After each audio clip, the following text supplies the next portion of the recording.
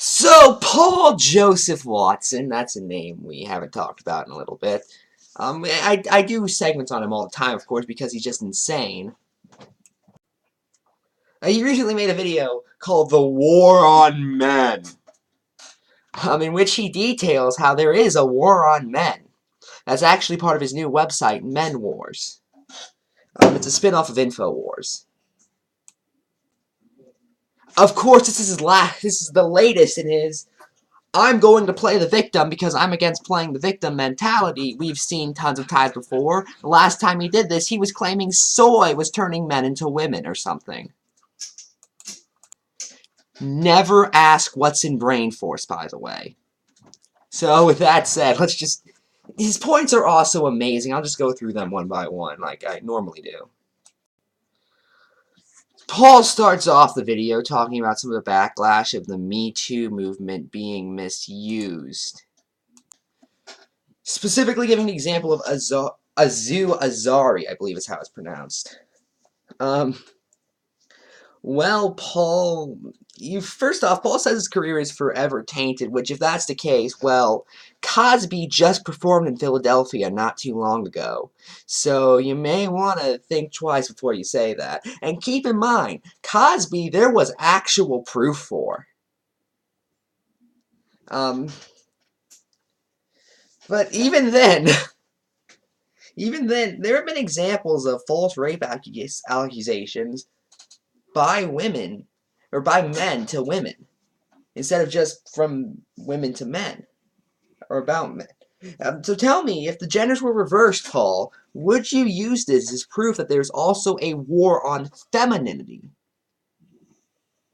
The answer, I hope, is no, because I want to say you're not stupid, but, you know, we're watching Paul Joseph Watson, so... He then goes on about how Me Too is being used as a partisan tool because it was created by Meryl Streep and Oprah Winfrey or something. I don't know. And then, to prove that there's completely a war on men, he shows a graph that says that 25% of millennial men believe that asking a woman out for a drink is sexual harassment. Wait a minute. You mean some people hold kind of silly views? Oh no! Also, I checked the description, not a single source for this. And he cropped out anywhere where you could find the source, so... Yeah. Yes, Paul, we trust you, don't worry. Paul then shows more proof that there's a war on men by showing Tucker Carlson, I'm not kidding, reading a tweet of somebody saying toxic masculinity is harmful. Oh my god, the reliable source of Tucker Carlson on Fox News, by the way, said it, so... And someone tweeted it, and as we all know, when somebody tweets something, that means it's a majority opinion their side holds. Okay. He then shows a story of women in California saying they prefer more masculine men over feminine men, which, if that's the case, wouldn't that debunk the war on men concept? If women, like Paul claims, like masculine men, which I genuinely do believe is, at least in most cases, true, then why would they be waging a war on masculinity? It doesn't make any sense. So one of the two premises has to be wrong here.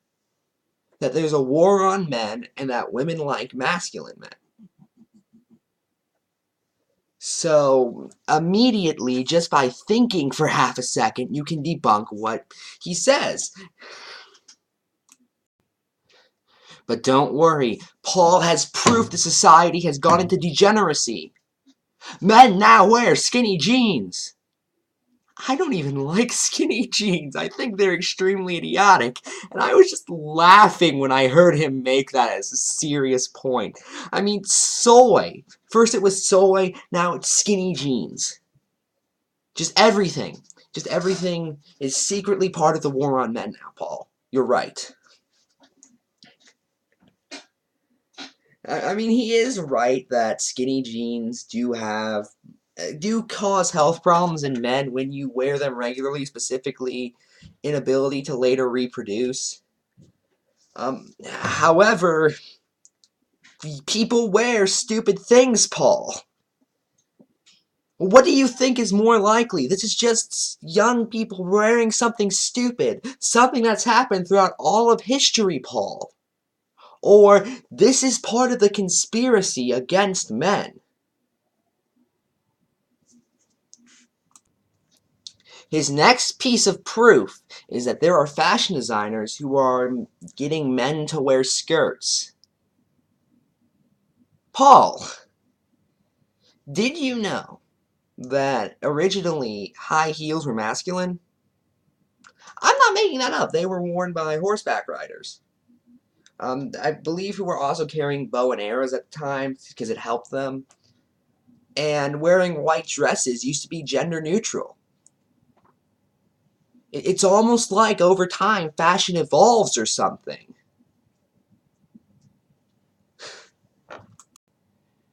Then he shows ads that make fun of men. Oh no, he's so triggered by them, OMG. This is just boring at this point. Okay, so Paul,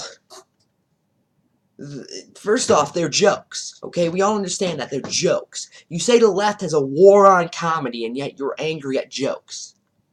And this takes up about 2 minutes of the video, by the way.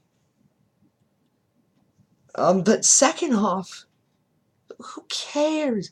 No one looks at that and thinks that's how reality is.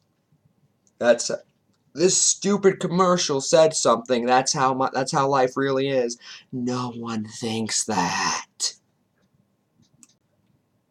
Oh, and when I say he claims the left has a war on comedy, that's immediately after.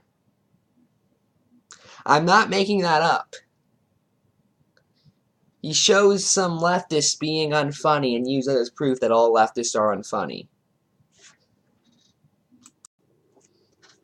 Paul then finds more proof, and that's the New York Times wrote an editorial about how if you let men be men, they'll, quote, kill their fathers and sleep with their mothers, and then compares that to the outrage over Lewis Hamilton saying boys don't wear princess dresses.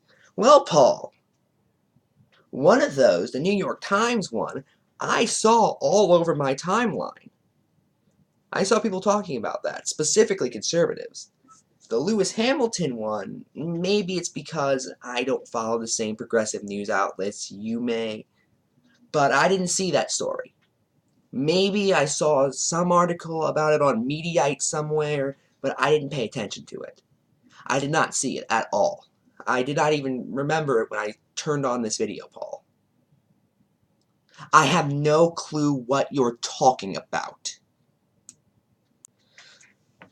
And then he rambles on about how he's an individual and how Marxist, gender communists, okay, he didn't say that one, are all actually trying to turn us all into a collective. So wait, Paul, you support traditional gender roles earlier in the video, though. He outright says that. Which one sounds more individualist? You have to strictly obey these roles society has told you need to have. Or, yeah, just do whatever you want, I don't care. One of those, the first one is Paul's view. The second one is the liberal view.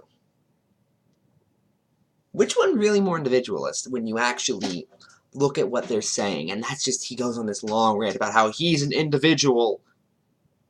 Oh my god.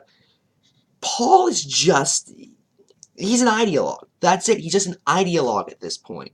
He's an idiotic ideologue who doesn't care about facts, who doesn't care about reality, he just cares about pushing a narrative. And that narrative is, I'm a victim, that's it. He says the left does it, but that's just projection. He wants to be a victim. It's clear as day.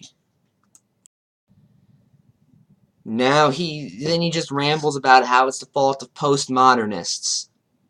That's what he does. None of this is even surprising anymore. I'm not even shocked. I'm just bored by Paul's existence. I've been responding to Paul's videos for about a year now. He's not said anything new or interesting in such a long time. It just all blends and blends and blends together. Oh my god. That's it. I'm Ephrom, and good night.